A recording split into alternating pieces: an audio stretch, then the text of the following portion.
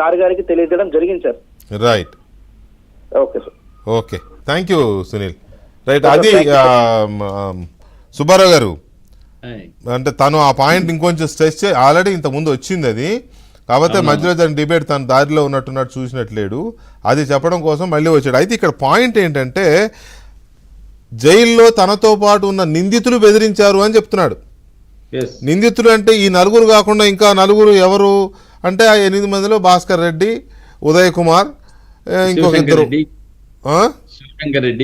శివశంకర్ రెడ్డి, ఇంకొక ఆయన అవినాష్ రెడ్డి ఆత్మ ఎవరో ఒకరు. సో బెదిరించారు అని చెప్పి పేర్లు చెప్పకుండా సహనిందితులు బెదిరించారు అంటున్నాడు. పేర్లు చెప్పమంటే ఆయన చెప్పడానికి ముందుకు ఇందాక రాలేదు, ఇప్పుడు రాడనుకోండి. సో దీన్ని బట్టి మనం ఎలా అర్థం చేసుకోవచ్చు దాని కేసు యొక్క కీలక పరిణామంగా ఎందుకు తీసుకోకూడదు? రేపు ఆయన కోర్టుకు వెళ్ళినప్పుడైతే పిటిషన్ వేసినప్పుడు పేర్లతో సహా వేయాలి కదా.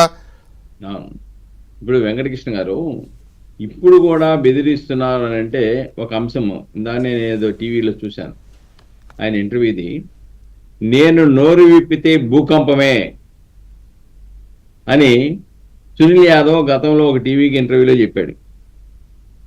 కాబట్టి ఈ భూకంపం వస్తుందేమని చెప్పేసి ఒక భయం నుంచి, ఈయన వాస్తవాలు చెప్పేస్తాడేమో అని చెప్పేసి ఒక భయం నుంచి ఈయన్ని బెదిరింపులకు గురి చేస్తున్నారేమో అని ఒక అనుమానం అయితే కలుగుతా ఉంది. రెండోది ఏంటంటే ఇతను కనుక నోరు విప్పితే అనేకమైన వాస్తవాలు వెలుగు చూసే అవకాశాలు ఉన్నాయి. ఆ భయం ఆ ముద్దాయిల్లో ఉంది. ఎందుకంటే మీరు చెప్పినట్టుగా జైల్లో ఎవరున్నారు? అవినాష్ రెడ్డి లేడు, శివశంకర్ రెడ్డి ఉన్నాడు, గంగిరెడ్డి ఉన్నాడు, దస్తగిరి కొంతకాలం ఉన్నాడు, అలాగనే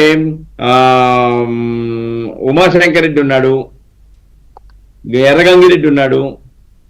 వీళ్ళందరూ జైల్లో ఉన్నారు ముద్దాయిలు. అంటే ముద్దాయిలు బెదిరించారు అని అంటే ముద్దాయిలకు సంబంధించిన సమాచారం ఇతని దగ్గర ఉన్నదని పరోక్షంగా మనం దృష్టిలో ఆలోచించాలి. దాని గురించి వాళ్ళు ఏమన్నా భయపడుతున్నారా? ఇప్పుడు ఆల్రెడీ ఈయన అప్రూవర్గా మారిపోయినా నా ఉద్దేశంలో కొత్త సమాచారం ఏమి వస్తుందని అనుకోను. ఏమైనా వస్తే ఆ 40 కోట్ల రూపాయలు సఫారీదో లేకపోతే ఆ ₹1 కోటి ఒకటి దస్తగిరికి ఇచ్చారు. దస్తగిరి ఇచ్చిన దాంట్లో ఒక 40 లక్షల రూపాయలు ఏమో పైన రికవరీ చేశారు. దానికి సంబంధించిన సమాచారం రావడానికి అవకాశం ఉంది.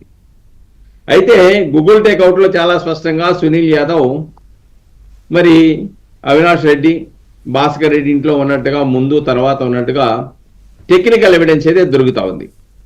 కాబట్టి ఇక్కడ ఈయన ద్వారా వచ్చేదంటే ఆ టెక్నికల్ ఎవిడెన్స్ ఎందుకు వెళ్ళాడు, ముందెందుకు వెళ్ళాడు, తర్వాత ఎందుకు వెళ్ళాడు అనేది ఈ రోజున సిబిఐ అవసరమైతే విచారణకి పిలిచి విచారించడం.